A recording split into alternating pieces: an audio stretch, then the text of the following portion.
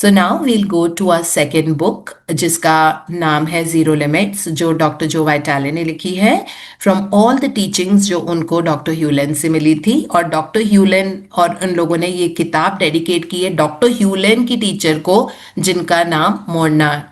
तो इन तीनों के कारण ये एग्जिस्टेंस में आई है ये वाली किताब, है ना। And very very important mark Ryan की वजह से, जिन्होंने पहली बार डॉक्टर जो वाइटाली को बताया about a book call zero limits, और जिनके जिनके उनके कारण इनकी ये किताब आई है। होपोनोपोनो की प्रैक्टिस तो मार्क रायन ने बताई थी ना, तो पहली बार उन्होंने कहा था एक अनयूजुअल स्ट्रेंज थेरेपिस्ट है जो बस 4 सेंटेंस बोलते हैं और लोगों के जीवन में बदलाव आ जाता है। तो मार्क रायन ने पहली बार डॉक्टर जो वाइटाली को बताया था कि ऐसा कुछ है। और उनके बहुत पुराने फ्रेंड थे, वो साल में एक ही बार मिलते हैं, फ्रेंड अच्छे हैं लेकिन साल में एक ही बार मिले थे। वो भी कोई हिप्नोथेरेपी की कोई वर्कशॉप होती, वहां पे ये लोग हमेशा से साथ अटेंड करते आ रहे थे।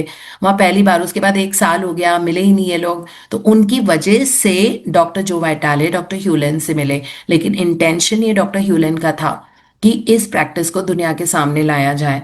सो दैट इज, और फाइनली इतनी सुंदर किताब एग्जिस्टेंस में आई जिसका नाम है जीरो लिमिट्स, जिसकी वजह से जो लोग बस कंसिस्टेंसी के साथ करना इंपॉर्टेंट होता है, जो कई बार नहीं हो पाती है। अच्छा, जो कल का हम कर रहे थे कंटेंट, तो वहां पे हमने देखा था कि डॉक्टर ह्यूलन इनकी सिटी में आए हुए थे, जहाँ पे भी ये लोग थे। डॉक्टर जो वाइटाले डॉक्टर ह्यूलन सेम सिटी में थे, अलग अलग अलग जगह रुके हुए थे। तो वो सुबह सुबह गए मिलने के लिए डॉक्टर जो वाइटाले डॉक्टर ह्यूलन से। रात तक ये लोग साथ ही थे, लेकिन मॉर्निंग में अब डॉक्टर जो वाइटाले डॉक्टर ह्यूलन के पास गए। वहां पे उन्होंने देखा तो 2 मैक्सिकन विमेन उनके साथ बैठी हुई थी, और वो लोग बहुत गहन कुछ चर्चा कर रहे थे। वो लड़की, मतलब दोनों विमेन बड़े इंटेंटली सुन रही थी डॉक्टर ह्यूलन की बातों को। तो उन्होंने फिर जब डॉक्टर जो वाइटाले गए तो डॉक्टर ह्यूलन ने कहा अपने आप को पूरा इंट्रोड्यूस करवाओ, अपने काम के बारे में बताओ। फिर उन्होंने कहा कि ये भी बताओ आप इस प्रैक्टिस को आपने अपने जीवन में कैसे यूज किया इतने शॉर्ट टेन्योर में, क्योंकि डॉक्टर जो वाइटाले के लिए तो अभी भी ये सब नया था। तो उन्होंने कहा कि ये बताओ। फिर उसके बाद डॉक्टर ह्यूलन ने डॉक्टर जो वाइटाले को बताया कि आप कोई अपने ऐसे एक्सपीरियंस के बारे में बताओ जो आपके जीवन में, मतलब जो बिल्कुल रिजिड वाला एरिया था और किस तरह से अभी उसमें ट्रांसफॉर्मेशन आ गई। तो डॉक्टर जो वाइटाले ने अपनी सिस्टर के बारे में बताया, जिनका काम नहीं चल रहा था, मैरिज भी ब्रेक हो गई थी, बहुत ज़्यादा पैसों की दिक्कत आ रही थी। वो सोशल वेलफेयर करती थी लेकिन उससे पैसे नहीं आ रहे थे, और बहुत दुखी रहती थी, एंगर में रहती थी पूरे टाइम। हर एरिया उनका ब्रेकडाउन था, health, money, relationship and career. तब डॉक्टर ह्यूलन, डॉक्टर जो वाइटाले ने बहुत अपनी बहन के लिए, कहते हैं मैं मंथली उसको पेमेंट्स भेजता था, मैं उसको जाके मिलता था, मैंने उसको इतनी किताबें दी, बट वो कुछ प्रैक्टिस करने को ही तैयार नहीं थी। उसके बाद जब होपोनोपोनो वाली प्रैक्टिस मेरे जीवन में आई तो मैंने सोचा I can do it for my sister, because वो वाला बहुत एक ब्लॉक्ड और स्टक एरिया मेरे जीवन का था। तो उन्होंने अपनी सिस्टर के लिए किया, और उनको तभी समझ में आया that no point telling my sister anything. मेरे ही अंदर कुछ ना कुछ ऐसी मेमोरी, ऐसा प्रोग्राम चल रहा है जिसके कारण मैं अपनी सिस्टर को इस दशा में देख रहा हूँ, इस कंडीशन में देख रहा हूँ। तो उन्होंने होपोनोपोनो उसके लिए करना शुरू किया और उनके सिस्टम में बहुत ट्रांसफॉर्मेशन आया, है ना। तो ये चीज़ उन्होंने बताई। तो जब डॉक्टर जो वाइटाली ने अपना ये वाला बहन का एक्सपीरियंस बताया, उसके बाद डॉक्टर ह्यूलन उन्होंने थोड़ा सा ब्रीफली उन लोगों को समझाया कि हाँ, ये वाली जो 4 फ्रेजेस होते हैं, आई love you, I am sorry, please forgive me, thank you, ये बहुत ग्रैटिट्यूड होता है, इसमें रेवरेंस है, ट्रांसम्यूटेशन है, ये बताया, है ना। और इसी को समझाते हुए अब डॉक्टर ह्यूलन ही आगे बोल रहे हैं। And Neha Thakur from Mumbai will be reading for us. Good morning, ma'am. Good morning, very good everyone. Morning Neha, very good morning. So एक सेकेंड, थोड़ा सा एक 3-4 लाइन ओवरलैप कर लेते हैं कि Hmm. जब डॉक्टर ह्यूलन बोले तो वो यहाँ से बोले। Doctor Hulen explained. Okay, ma'am. Dr. Hewland explained that in the simple phrase, I love you, are three elements that can transform anything. He said they are gratitude, reverence, and transmutation. I went on to explain what I thought was happening. The phrases I say are like the magic words that open the combination lock to the universe. When I recite the phrases, which come out like a poem, I am opening myself to the divine, cleaning me and erasing all the programs preventing me from being here now. Dr. Hewland said He liked how I described the Ho'oponopono method of clearing. Saying someone caught a virus is accurate, he said. It's a program that is in the world and we catch it. When someone has it and you notice it, then you have it too. The idea is to take 100% responsibility. When you clean yourself, you clean the program from everyone. He paused and added, but there are a lot of programs. They are like weeds on zero. To get at zero limits, we have more cleaning to do than you could ever imagine. The ladies seemed to understand, which surprised me. We were talking about mind bending concepts, yet they seemed to relate to them. I couldn't help but wonder if they were simply tuning into Dr. Hugh Len's vibe, much like a tuning fork sets a tone for everything around it that can feel its note. That can Yeah. feel its note. Yeah, so let us just understand. So doctor Hulen उन दोनों Mexican ladies के साथ बैठे थे और doctor जो वैटाले थे। तो जब डॉक्टर जो वैटाले ने अपनी सिस्टर का एक्सपीरियंस बताया तो डॉक्टर ह्यूलन बोल पड़े कि ये चारों फ्रेजेस बहुत इंपॉर्टेंट होते हैं ग्रैटिट्यूड, रेवरेंस और ट्रांसम्यूटेशन के लिए, है ना। उसके बाद डॉक्टर जो वैटाले ने बहुत अच्छे से समझाया, जैसे होता है ना, हम अटैचियों में हमारे कॉम्बिनेशन लॉक नहीं होते, जैसे सूट केसेस जो ट्रैवल बैग्स होते हैं उसमें होता है ना, वो नंबर डालना होता है, उससे वो लॉक हो जाते हैं। तो उन्होंने यही बोला कि ये जो 4 सेंटेंस है ना, वो कॉम्बिनेशन लॉक के नंबर्स की तरह है, और कॉम्बिनेशन लॉक अटैची खोलने का ना यूनिवर्स के लिए। ब्रह्मांड की शक्तियां और जो भी वहां की पावर्स हैं वो हमारे अंदर आती हैं, दैट इज द डिविनिटी जो हमारे है ना, universe is God, God is universe. तो यूनिवर्स की पावर्स हमारे अंदर आती हैं जब हम ये 4 फ्रेज को कॉम्बिनेशन लॉक की तरह यूज करते हैं, और हमको बहुत अच्छा लगता है। फिर उसके बाद डॉक्टर जो वाइटाले ने कंटिन्यू किया समझाना कि it is like a virus, है ना। मतलब जैसे वायरस होता है ना कि आप दूसरे को कैसे ब्लेम कर रहे हो, वो तो वायरस है। वो आप उसको लगता है, और वायरल फीवर जो होता है ना, अगर किसी के साथ आप रहोगे तो आपको भी होता है। तो वायरस वो शेयर्ड होता है जनरली, कहते हैं ना, एक एक से दूसरे को वायरस बहुत आराम से हो जाता है। बैक्टीरियल ओरिजिन की चीजें मोस्टली एक से दूसरे को बहुत मुश्किल से जाती है, लेकिन जो वायरल वायरल डिजीजेस होती हैं वो एक से दूसरे को बहुत आराम से लगती हैं। तो उन्होंने कहा इट इज लाइक मेरे अंदर वायरस है और मेरे ही कारण ये वाला वायरस मेरे सामने वाले में भी चला गया, तो अब दोनों को शेयर्ड वायरस है। तो एक जना इसमें क्लीन करता है, दूसरा ऑटोमेटिकली क्लीन हो जाता है ना। तो हमको उसके लिए प्रे करने की जरूरत नहीं होती है। अगर आपके जहन में, आपके एनवायरनमेंट में, आपकी नॉलेज में कोई ऐसी चीज आ रही है कि वहां पे ऐसा हो रहा है, तो इसका मतलब है आपके अंदर भी ऐसी कुछ मेमोरी है, ऐसे ऐसे कुछ एनर्जीज हैं जिसके कारण जो ऑब्स्टिकल की तरह काम कर रही हैं आपकी जिंदगी के फ्लो में, है ना। और आपके कहीं कहीं काम रुक रहे होंगे, कुछ ना कुछ रुकावटें आ रही होंगी, इधर उधर से दिक्कत आ रही होगी, ब्रेकडाउन्स आ रहे होंगे, इजी लाइफ नहीं होगी। तो उन्होंने कहा कि बस 4 फ्रेजेस ये बोल दो और वो वायरस अपने आप, वो एंटीवायरल है, एंटीवायरल है, वो अपने आप खत्म हो जाता है। तो यही बोलते हैं कि उसको क्लीन करना, उसको प्योरीफाई करना, और ये जो सारे मेमोरीज और हमारे जहन में होते हैं, हमारे लाइफ में होते हैं, ये आर लाइक वीड्स। वीड्स वो होती है ना, जैसे खेत में अनवांटेड प्लांट्स उग जाते हैं तो उनको किसान लगाते रहते हैं, तो वैसे हमारे भी जीवन में बहुत सारे वीड्स ग्रो हो जाते हैं हमारे थॉट्स की वजह से, थॉट्स, वर्ड्स एंड एक्शंस की वजह से, है ना। जैसे कल कोई भी बोल देता है, कोई भी ऐसी चीज बोल दे, अरे मेरा समय बहुत खराब चल रहा है, उसने वो एफर्म कर दिया, उसके जीवन में वो चीज आ गई। आप चाह के भी अगर अच्छा होना होगा, वर्ड्स में बहुत पावर होती है, वो एनर्जी अपने आप सारे सर्कमस्टांसेस को एब्जॉर्ब करने लग जाएगी जो समय खराब करने वाला इंडिकेटिव होगा। लेकिन अगर कोई कहता है कि मेरा समय हमेशा से अच्छा ही चलता है और अच्छा होता जा रहा है, I know more doors are opening and my life is evolving,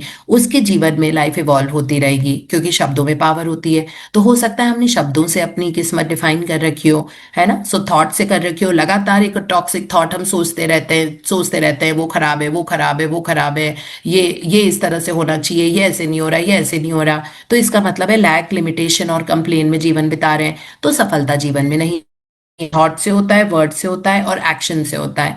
action से भी लगातार अगर हम इस तरह की हरकतें कर रहे हैं, है ना, बिना बात के गुस्सा करना, चिल्लाना, टाइम वेस्ट करना अपना, अपनी खुद की वैल्यू नहीं करना, इस तरह की चीजें, तो अपने आप हमारे जीवन में कभी सफलता नहीं आएगी। तो थॉट्स वर्ड्स एक्शन से आप लगातार अपने कर्म कर रहे होते हो और कुछ ना कुछ मेमोरीज डिपॉजिट कर रहे होते हो, तो वो मेमोरीज लगातार डिपॉजिट होती जाएंगी। तो यहाँ पे डॉक्टर ह्यूलन मतलब डॉक्टर जो वाइटाले कह रहे हैं कि it's a constant state of cleaning जो हमको करना पड़ेगा, बिकॉज हमें पता नहीं है कि हम जितनी गंदगी की सफाई कर रहे हैं उससे ज्यादा गंदगी अभी भी इकट्ठा करते जा रहे हैं। इसीलिए मैजिक बुक बहुत हैंडी आती है ना। कम से कम जीरो लिमिट्स में इस किताब में हमने पढ़ा है, होपोनोपोनो कर करके हम अपने पास्ट के तो गार्बेज को क्लीन कर ही रहे हैं। जो हमने पास्ट में टॉक्सिक मेमोरीज या जो भी बरीड इमोशंस हमारे हैं, जो हमें खुद नहीं पता, है ना, हमने कभी सप्रेस कर दिए, हमें शेयर नहीं किया, या हम अपने आप से ही चीटिंग करते रहते हैं या कोई ऐसी चीज, तो हमारे वो बहुत सारे ऐसे प्रोग्राम्स हैं जो हमारे अंदर चल रहे होते हैं।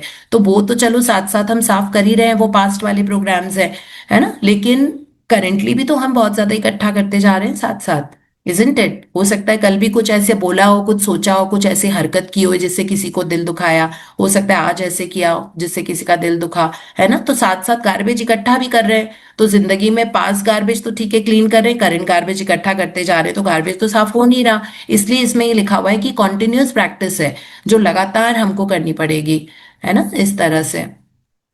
हाँ जी। Dr. Hewland and I went for a walk. It was a half-mile stroll in the cool morning air on a dusty gravel road. Along the way, deer walked around us. At one point, we came across a group of dogs barking their heads off at us, but we kept talking and walking. Suddenly, Dr. Hewland waved his hand at them as if to bless them and said, "We love you." The dogs stopped barking. "All any of us want is to be loved," he said. "You, me, even the dogs." One small dog behind the others gave out a slight yip.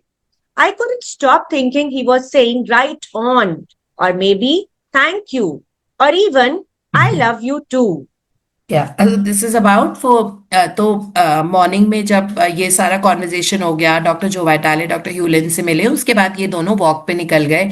और बड़ी dusty सी road थी, है ना, पत्थर वाली, जहाँ पे dust थी और कच्ची सी रोड, उस पे चल रहे थे दोनों। और एकदम से वहां पे खूब सारे बार्किंग डॉग्स आ गए। आई थिंक ये सबकी कॉमन सिचुएशन है इंडिया में, बिकॉज बहुत स्ट्रे डॉग्स होते हैं ना।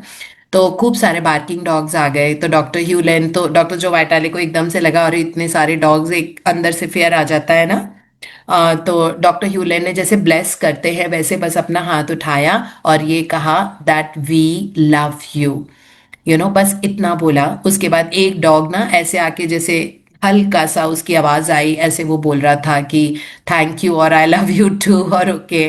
तो इसके डॉक्टर ह्यूलन ने सिखाया डॉक्टर जो वाइटाले को, मतलब उनको ना इस प्रैक्टिस की वर्सिटिलिटी पता लग रही थी अभी, कि मतलब ये सिर्फ अपने अंदर की रनिंग मेमोरीज के लिए कर रहे हैं, लेकिन आप इसको किसी भी सिचुएशन में यूज कर सकते हो। बिकॉज अगर बाकिंग डॉग्स भी आए हैं और बहुत ज्यादा डॉग्स हैं जो बाक कर रहे हैं आपके ऊपर या अपने अराउंड, तो और थोड़ा सा फियर फैक्टर हमारे अंदर आ जाता है जब भी ऐसा कुछ होता है कि suddenly if 10 dogs come in they start barking at us, it is not very pleasant image for sure.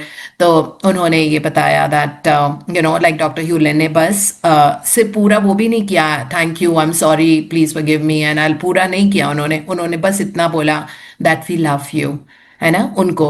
और एकदम से बार्किंग बंद हो गई और एक डॉग उनके पास आया भी, जैसे कोई थैंक यू बोल रहा हो या बोल रहा हो I love you too. So doctor जो वाइटाली को इस प्रैक्टिस के बारे में बहुत सारे इसके एस्पेक्ट्स पता लग रहे थे नए नए, कि किस तरह इसको यूज कर सकते हैं दैट वे। हाँ जी। Our conversations were always stimulating. At one point, Dr. Hewland blew my head off by explaining that the only choice in life is to clean or not. You're coming from either memory or inspiration, he explained. That's it. I replied, I've always told people that they have the choice to come from inspiration or not. That's free will. The divine sends a message and you can act on it or not. If you do, all is well. If you don't, you may have problems. Your choice is to clean or not, he said. If you are clear, then when inspiration comes, you just act. You don't think about it. If you think about it, then you are comparing the inspiration to something, and what you are comparing it to is memory. Clean the memory, and you don't have choice. You just have inspiration and you act on it without thinking. It just is. Phew, that insight truly shook me. I felt bad that I have been writing and speaking about choice being free will. And now I learned that free will means you are still stuck in memory. When you are at the zero state and there are zero limits, you don't do anything. But what is there for you to do? That's it. It's like we are in a grand symphony. Dr. Hewland explained. Each of us has an instrument to play. I have one too. Your readers have theirs. None are the same. In order for the concert to play and everyone to enjoy it, they need to play their part and not another's. We get into trouble when we don't pick up our instrument or we think someone has a better one. That's memory. I began to see that a concert has stagehands, promoters, and cleaning crew. Everyone has a role. I also reflected on the different people I knew who seemed clueless to their own method of success. There's James Caan, the famous actor from The Godfather and the TV series Las Vegas. I've met him several times. His stardom is as much a mystery to him as it is to you or me. He is a brilliant actor, even legendary. But all he is doing is being himself. He's playing his part in the universe's script. या so let us just understand जो हमने अभी पढ़ा। तो इसमें doctor ह्यूलेन doctor जो वाइटाले को, क्योंकि ये नॉर्मल कैजुअल वॉक करते हुए जा रहे थे, तो डॉक्टर ह्यूलेन ने डॉक्टर जो वाइटाले को बताया कि लाइफ में बस एक ही चॉइस है ना, कि आपको क्लीन करना है कि नहीं करना है। अगर आप क्लीन कर रहे हो, आपका किस्मत ठीक होती जाएगी, आपकी अंदर से जो इंस्पिरेशन है, इंस्पिरेशन की आवाज आती जाएगी, है ना। अगर आप चूज करते हो कि आपको क्लीन नहीं करना है, यानी कि होपोनोपोनो नहीं करना है, तो फिर आपकी पुरानी मेमोरीज, पास्ट मेमोरीज वो प्ले अप होती रहेंगी लगातार। बस यही दो चीजें हैं लाइफ में। और इसके चलते फिर डॉक्टर जो वाइटाले को लगा कि मुझे अभी तक लग रहा था कि फ्री विल का मतलब होता है कि ये चॉइस होती है कि हम डिसाइड करेंगे, ये करेंगे। वो कहते हैं कि नहीं, it is kind of compulsory for us. अगर हमको डिविनिटी को अपने जीवन के अंदर उतारना है, यानी कि we want to reach that state of zero जहां पे सिर्फ डिविनिटी वर्क करेगी, है ना। And reaching that state is not very difficult, बहुत ज्यादा टाइम भी नहीं लगता। अगर हम सिंसियरली प्रैक्टिस करते हैं होपोनोपोनो को अपने जीवन में, तो हमारी पास्ट मेमोरीज बहुत आराम से इरेज होती जाती हैं, है ना। मतलब जितनी भी पास्ट मेमोरीज है, बिकॉज वो क्लीनिंग का प्रोसेस लगातार हो रहा है।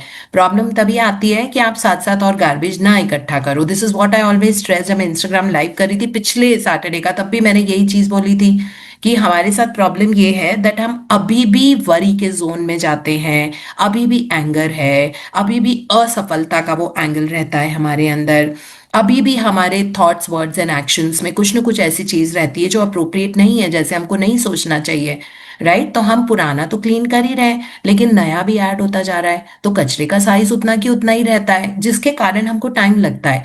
लेकिन आप अभी मैजिक बुक को यूज करके अगर ग्रैटिट्यूड की प्रैक्टिस को इंटरनलाइज कर लो और सोचो कि मुझे किसी भी हालत में 9 प्रैक्टिसेस करनी ही करनी है, तो आपका दिमाग नेगेटिव जोन में जाएगा ही नहीं। क्योंकि 9 प्रैक्टिस करने में आपको पूरे टाइम ये रहेगा that oh I have to breathe, you know, and I have to say thank you for the air. And अच्छा, मुझे कोई कोई स्विगी या जोमेटो वाले कोई मतलब करियर्स वाले लोग मिले, तो मुझे उनको बहुत सारी दुआएं देनी है। अच्छा, now I am walking outside, मुझे सड़क जिन्होंने बनाई है मुझे उनके लिए थैंक यू बोलना है। आप अपने साथ नॉन स्टॉप ग्रैटिट्यूड गेम खेलते रहते हो, आप उस जोन में रहते हो। अब जाके, और आप साथ साथ होपोनोपोनो भी कर रहे हो, है ना।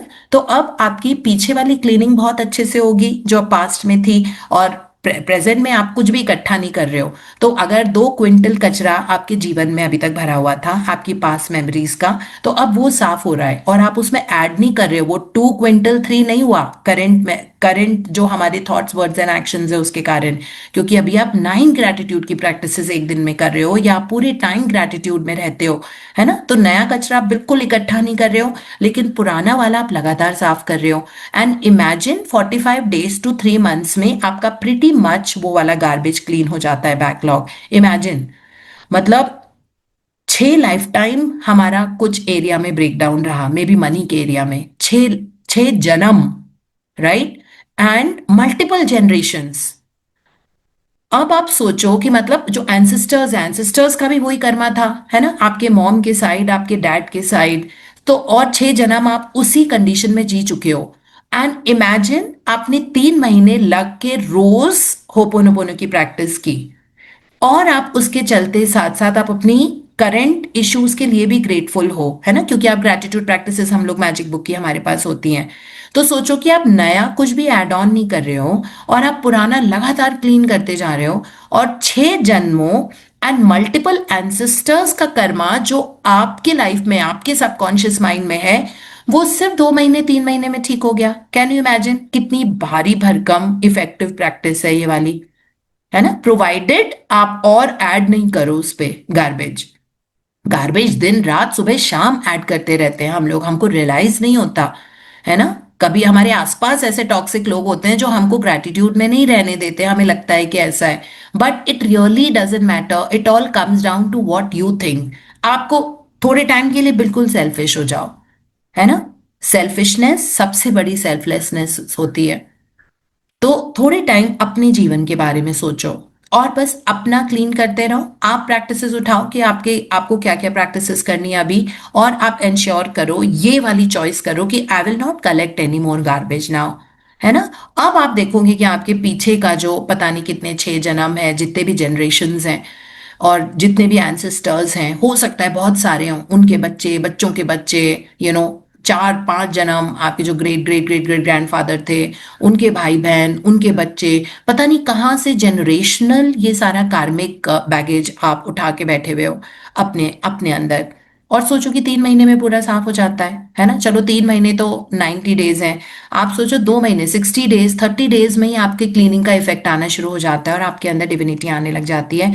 अब आप अपने जो डिसीजंस कर रहे हो, जो आपके एक्शंस हैं, वो आप पास बैगेज के कारण नहीं कर रहे हो, है ना, मतलब मेमोरीज नहीं रिप्ले हो रही हैं। अब आपने पूरी तरह से उसकी सफाई कर दी, और कचरा भी नहीं ऐड हो रहा।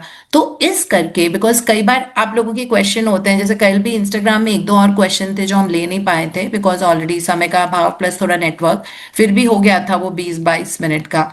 तो उसमें यही चीज कई लोग बोलते हैं कि हम बहुत ज्यादा होपोनोपोनो कर रहे हैं, बट हमारी लाइफ में चेंजेस तो आए, बट बहुत ज्यादा बदलाव नहीं आए। वो इसलिए नहीं आए क्योंकि करंटली भी आप कचरा इकट्ठा, तो कचरे की सफाइयां तो कर ही रहे हैं, we are brooming out constantly, cleaning purifying, है ना, बट साथ साथ और ऐड होता जा रहा है, तो इसलिए टाइम लगता है। So be careful about this particular aspect. तो यही डॉक्टर ह्यूलेन, डॉक्टर जो वाइटाले को समझा रहे हैं कि जीवन, तो डॉक्टर जो वाइटाले को बिल्कुल लाइक, वो कह रहे हैं it just blew my mind, कि मुझे तो हमेशा लगता था कि करना नहीं करना, बट उन्होंने कहा कि नहीं, बस ये चॉइस कर ली कि आपको क्लीन करना है या नहीं करना है, तो आपके जीवन में परिवर्तन आना शुरू हो जाएगा।